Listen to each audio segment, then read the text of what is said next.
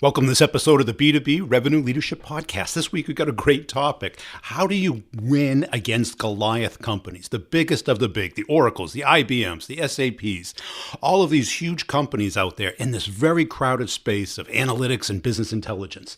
This week I have the CRO of Anaplan talking about how he did it and the unique way that he took to do it. Pretty much the opposite of what everyone else does. Everyone else is trying to turn in the high velocity sales machine.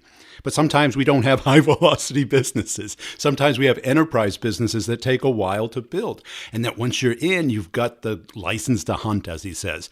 I really enjoyed this interview. We have a very similar background. It was very interesting. I loved talking to him. Also, if you like to be on the show, just contact me. Join me up at LinkedIn. Just connect with me and send me an email. Love to have sales and marketing leaders as well as CEOs of the hottest companies out there share your story. Share it with the largest C-level audience in the world. We're up in the top 20 of iTunes. We hit the top 100 podcasts of all iTunes. Everyone loves to hear about what other people are doing to succeed and the lessons they've learned along the way. Hard-earned lessons. But before we get into the interview, I want to make sure you're checking out Prezi.com.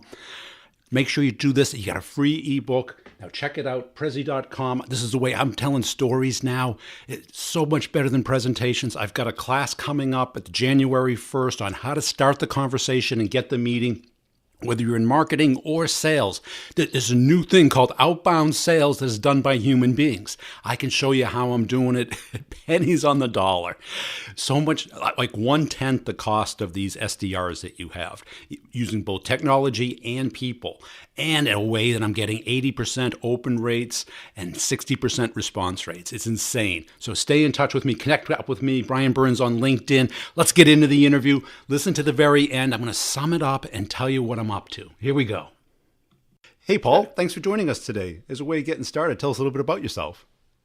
Oh, Brian, thank you. I've been here at Anaplan a little over 2 years, but spent pretty much the last 30 plus years in enterprise software. Starting out in Philadelphia, I was right out of college at ADP, which was a great training ground for salespeople. And back in 1983, they actually used to invest in a lot of sales training back then. And ADP was a great first company to work for. And then I was pretty lucky. And I always say in sales, it's better to be lucky than good. I was living in Philly, and there was a small German company called Systems Application and Products and Data Processing that had about 50 people in Philadelphia, and I was one of the first employees, and obviously that company was SAP, or now SAP. So spent a good part of my career there through the startup, through growth phases, and so it was a pretty interesting opportunity to work with some of the world's largest companies on these big re-engineering processes through the 90s, and then took a big risk, moved out here to the Valley in 1998, pre-revenue at a company called Ariba, a business-to-business e-commerce firm, and spent probably about 15 years on and off there until we sold it to SAP in 2012. Did some private equity work at a company called iPipeline, insurance software company, and then ended up back here in the Valley, second tour of duty, moved back out here 2 years ago for Anaplan. Nice. And that must have been a big contrast between ADP and SAP. Yeah, I'll tell you, ADP was great. I remember my early sales days. I had North Philly territory, which is a pretty rough neighborhood. And, there were a couple of times where I came out of the appointment and I didn't have a car. So, going from that, selling to small and light manufacturing companies and small service companies in the inner city to selling to Fortune 5 companies was definitely a contrast, that's for sure. And tell us the Anaplan story. What was your motivation for going there? When you showed up, what did it look like? Yeah, it's a really interesting story. I mean, I kind of thought I was, going to kind of hang it up after all these years in enterprise software. And then I got a call from, my former boss who was on the board here. And he says, hey, I want you to take a look at this company, Anaplan. And I had never heard of it, honestly. And being in technology, I probably should have. But the more I looked under the covers, Brian, it just became pretty evident that there was something special going on here. So I came out, interviewed, and just felt an amazing buzz at the company. Just a real high IQ, a lot of young talent, and a lot of energy. And I was like, what is going on here that is so different? And then I realized pretty quickly the disruptive nature of Anaplan. I mean, it is a analytics and planning platform, and I think it's different in other platforms. There's millions of these different point solutions for analytics and planning, but it's a connected platform, and they're the two things that differentiate it from really the dozens of other companies that are in this space. And what's unique about it is, when the founder, Michael Gould, started the company actually in a barn outside of London in a place called York. So it's got a great, beginning. He had worked at a company called Datum, which was bought by Cognos, which was bought by IBM. At the same time that was happening, companies like OutlookSoft and Business Objects were bought by SAP, Arborsoft buying Hyperion, bought by Oracle. So in 2007 or so, 2008, all innovation in our space basically stopped when the big three did those major acquisitions. And Michael went to the folks at IBM and said, hey, I can build a connected planning and analytics platform. I can make it scalable. I can build it in memory. I can put it in the cloud. I can make it business friendly, all these amazing things. And of course, IBM said, no, we're just going to put a new user interface on it. That's what they're doing. Yeah.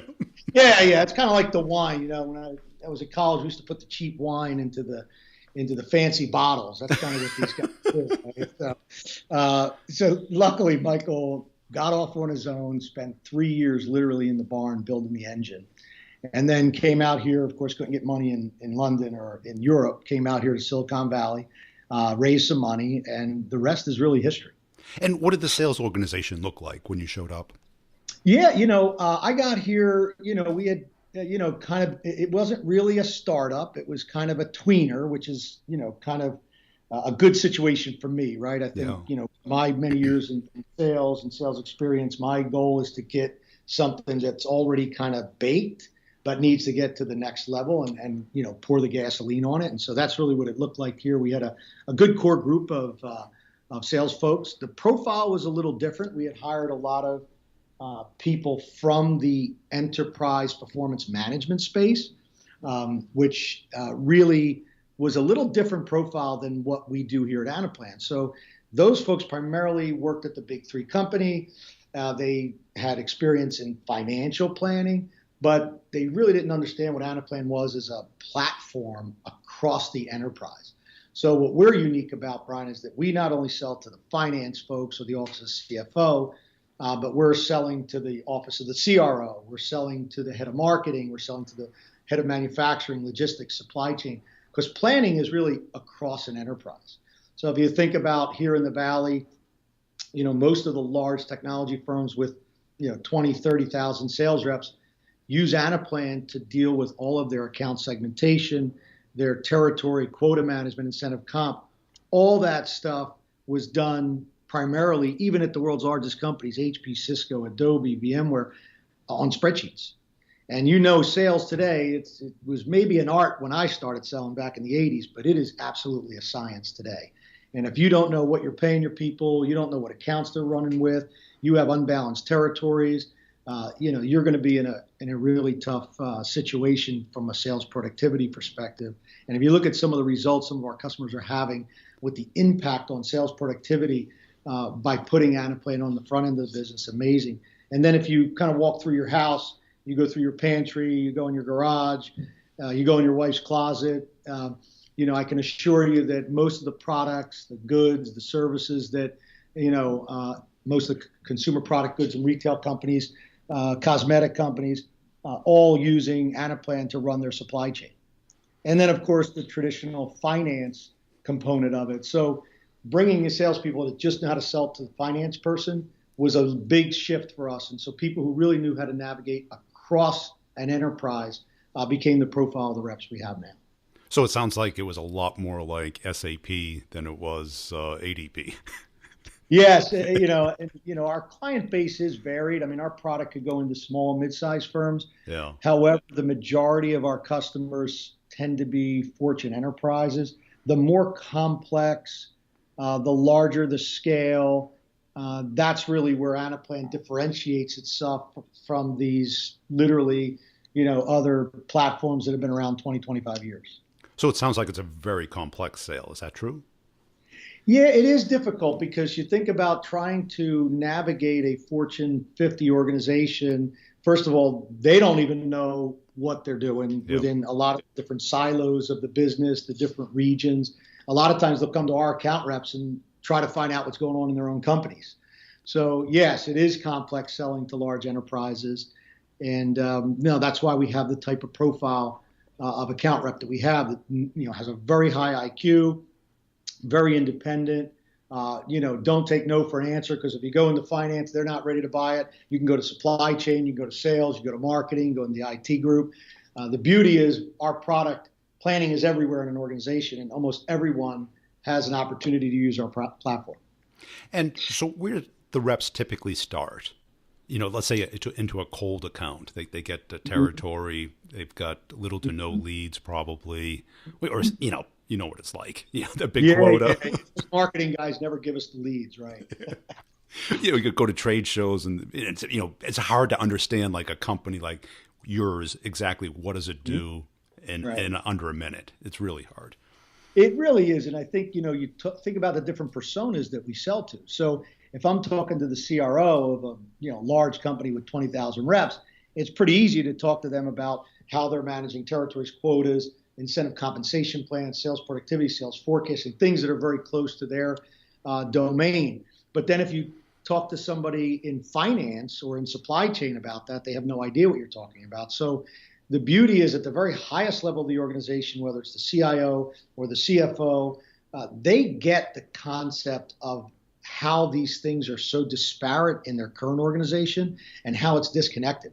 And the amazing thing is, I call them boundary systems, but the world today, all the money that's been spent on ERP and CRM systems and HCM systems, billions, trillions of dollars, the reality is these are transaction-based systems. The true decision-making in organizations are done based upon information coming off of PowerPoint slides derived from models built in Excel. Yes. Or point solutions. So, and that is not unique to any company.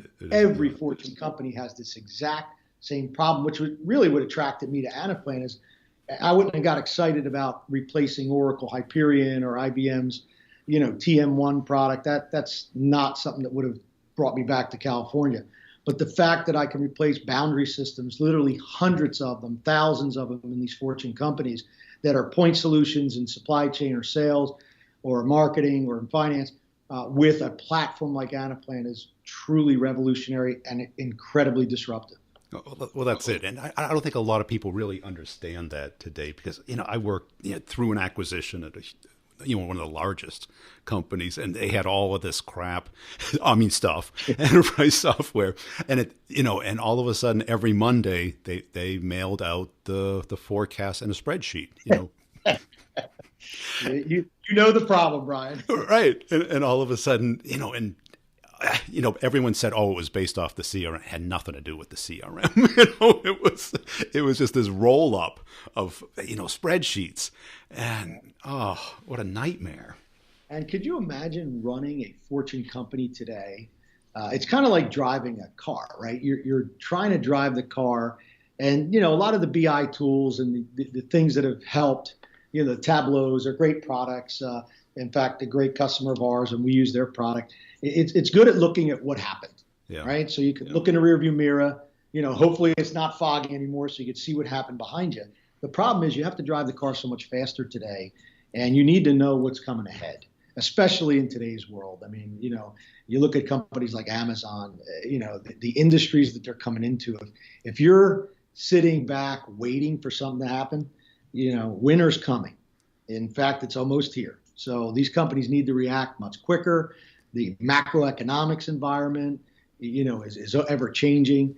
So the fact that you can run these companies on series of disparate spreadsheets, those days are going to be over, or you're going to wind up not being in the Fortune 500 anymore.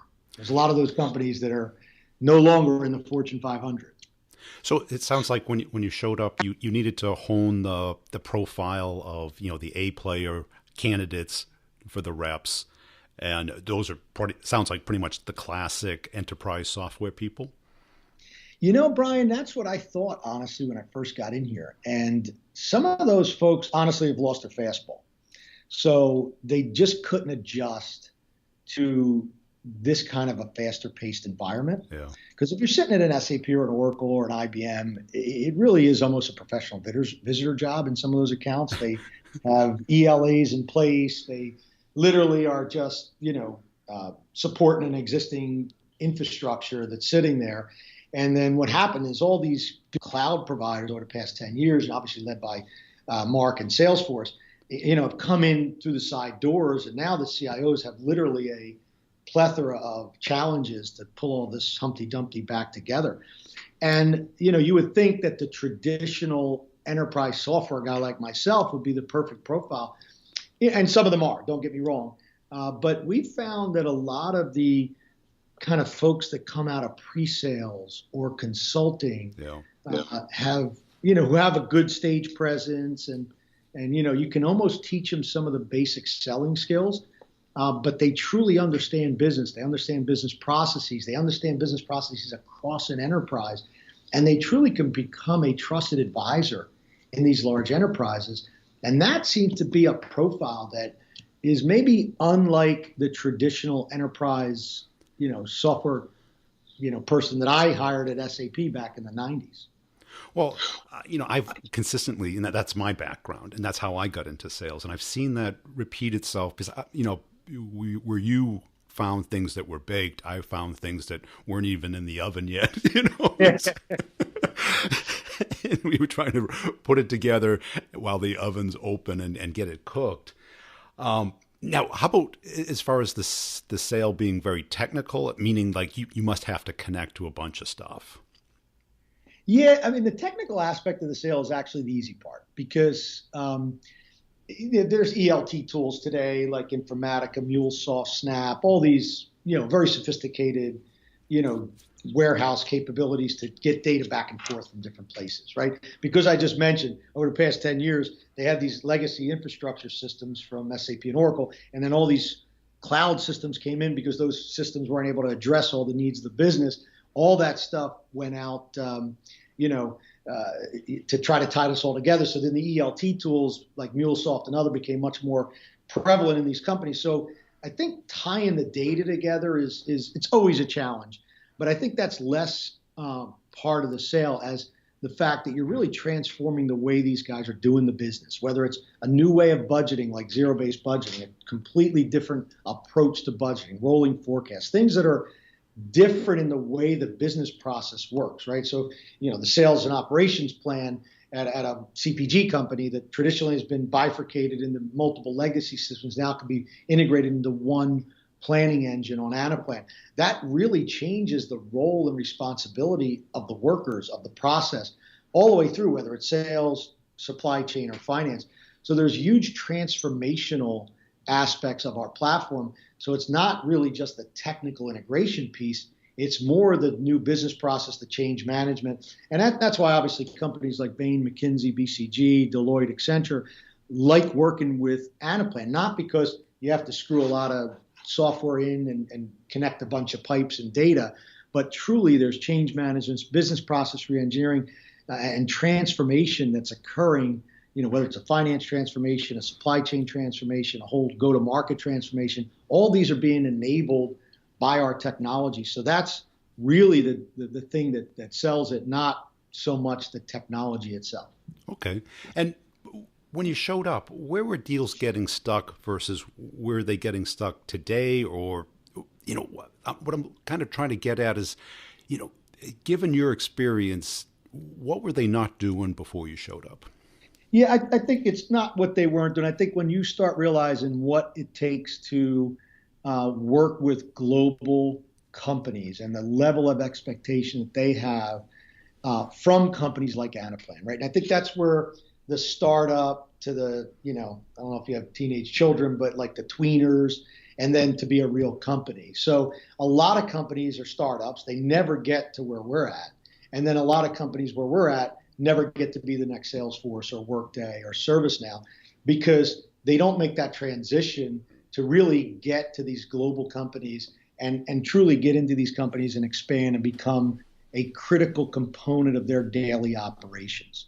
And I think, a lot of companies sell point solutions. That's great. We have a land and expand strategy. We get into a certain area.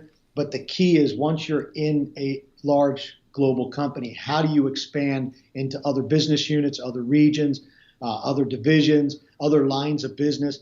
If you're successful in doing that, now you become a critical fabric of the decision making of that global company. And that's when the deals start to accelerate and get much bigger.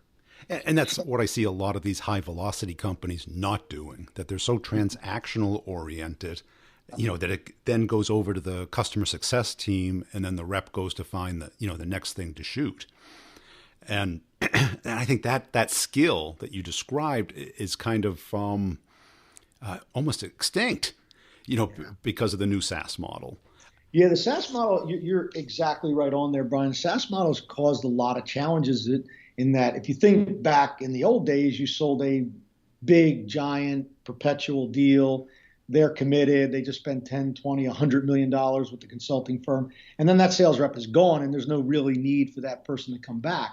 Where with the SaaS model, even though our average, tenure is 2+ years, almost 3 years, which is fantastic, the average SaaS deal is usually a year or less, right? So you really have to, once you're in, your selling never stops. And so a lot of times, a lot of companies are transaction oriented. The sales reps come in, the hunters come in, and then there's not a smooth transition to the farmer. And that's where a lot of companies fall apart. Our model's critical for customer success because we're coming into a division, we land in a certain area, but as I mentioned, our stuff is connected across the enterprise. If we're going to get and spread across the enterprise, we have to be successful, obviously in that initial delivery, but more so in expanding and getting the adoption of the technology across multiple lines of business. That's when it becomes successful. And you're right, a lot of companies aren't geared to deal with the complexities of large companies, and or they don't have the resources or the skill sets to be able to service the demands of the Fortune companies. And describe, what that organization looks like, because that is not what a lot of people are used to. Do you have, because let's say somebody closes, a nice big account, Fortune 50 account. How do you keep that rep incentivized, focused, and not distracted by the next shiny object? Yeah, so the nice thing about what we do, Brian, that next shiny object's already in front of you, right? So you think about the hardest thing to sell in a Fortune company is to get through InfoSec, IT, and worst of all, procurement, right? So you think about these large companies, they want less suppliers. They don't want 100 new cloud suppliers at $500,000 a piece. They want less suppliers, makes their life and job easier. Getting through the security now, the cloud security at some of these Fortune companies, it's literally I always say our time to get through security and procurement is usually twice the time that it takes to implement the stuff. So it's just, that's the reality. So once you're in as a rep, you now have a license to hunt within a Fortune company. So you might land at a $50 to $100 to $150,000 transaction in a large company in a very small segment or line of business. Now your incentive is to, now that you've been through procurement, you've been through InfoSec, you've been through IT, all those challenging things to become a new supplier. Now you hunt within that large enterprise. You literally can, make your entire quota from one or two accounts.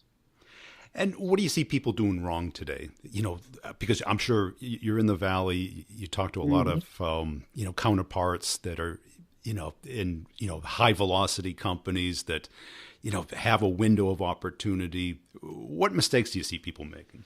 Yeah, and I would say we all make the same mistakes, right? It's you look at the short term, at the shiny object, at the next quarter. We need to do the next fundraising round.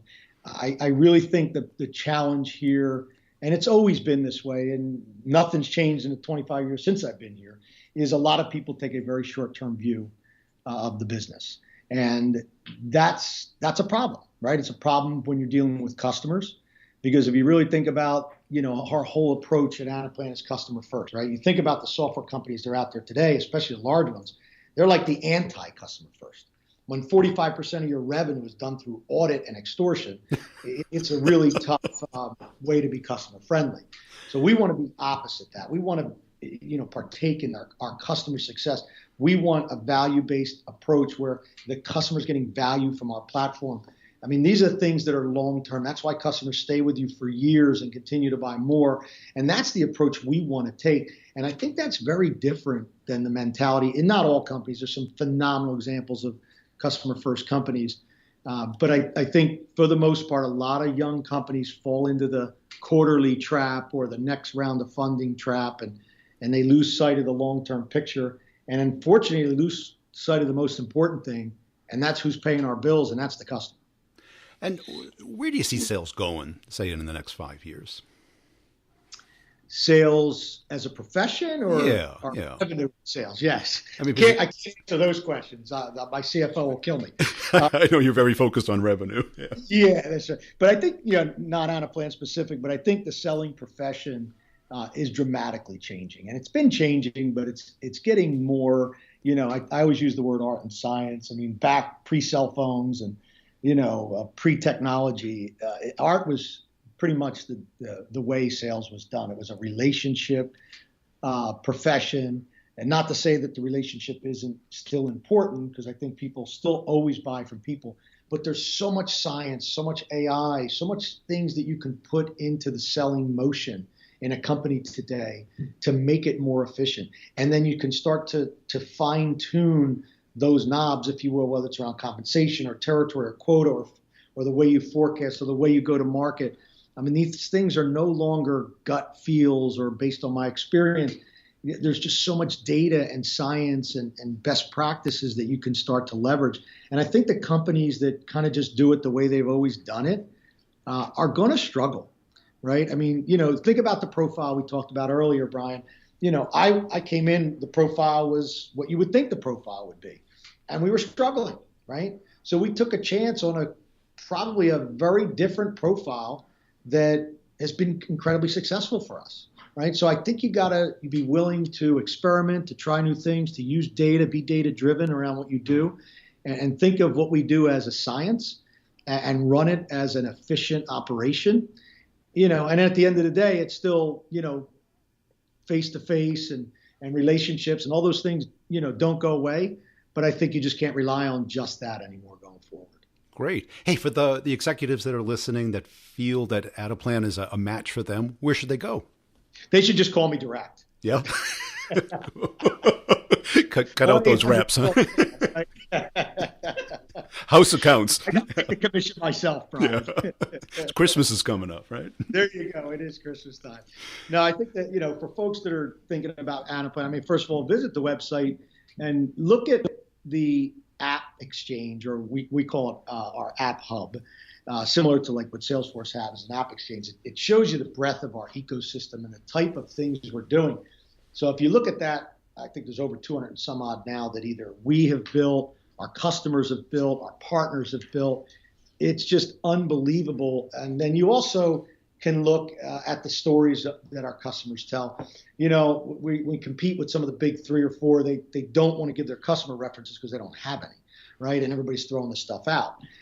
You go on our website, you see all these people, like almost a cult feeling, talking about how their operation has changed, how their life has changed, how their profession has changed because of this tool set, and this platform has dramatically changed the way people operate.